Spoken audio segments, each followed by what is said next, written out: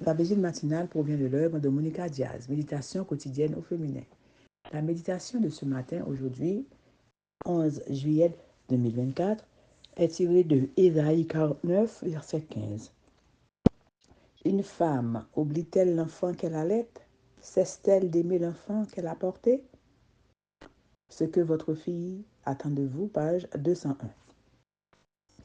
La Bible n'est pas un manuel pour devenir une bonne mère, mais elle contient des principes précieux sur la maternité. Le premier et le plus important est indiqué dans le psaume 127, verset 3. Mais oui, les enfants sont un trésor, la récompense donnée par le Seigneur. Le fait de les accueillir dans le monde comme une bénédiction fait toute la différence dans la façon dont nous abordons notre rôle dans leur développement et notre état émotionnel dans notre relation avec eux. Derrière ce principe, il y en a un autre, mis en évidence dans le chapitre consacré à la femme selon l'idéal de Dieu, Proverbe 31, où il est dit « Elle donne ses enseignements avec bonté ». Nous partons dans deux concepts. Être mère est une bénédiction et nécessite d'éduquer avec bonté. Une fois la perception de la bénédiction et l'assurance de la bonté présente, il reste à élever les enfants jour après jour. C'est pourquoi il est bon d'avoir des lignes directrices sur ce qui est le mieux pour leur développement.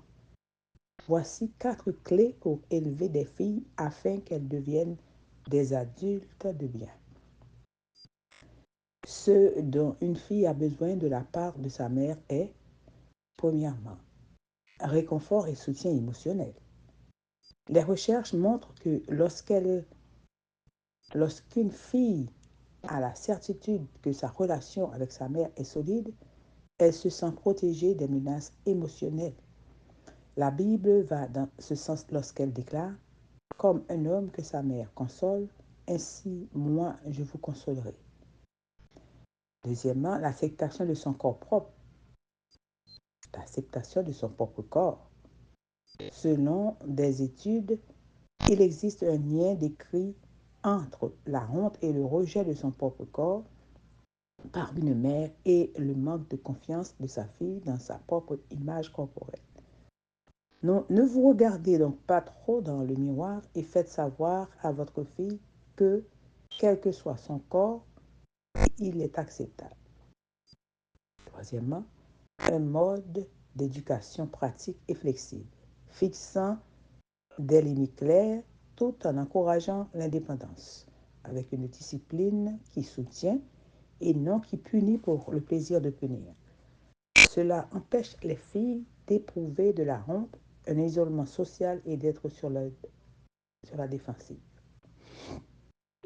Quatrièmement, savoir que ses attentes ne sont pas impossibles à satisfaire.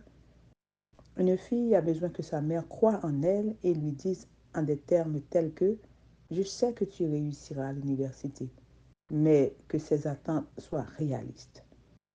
Votre fille a besoin que vous adoptiez un comportement maternel qui l'aidera à s'épanouir. Gardez ceci à l'esprit. Amen, amen, amen. Ce que votre fille attend de vous, que Dieu vous bénisse. Bonne journée.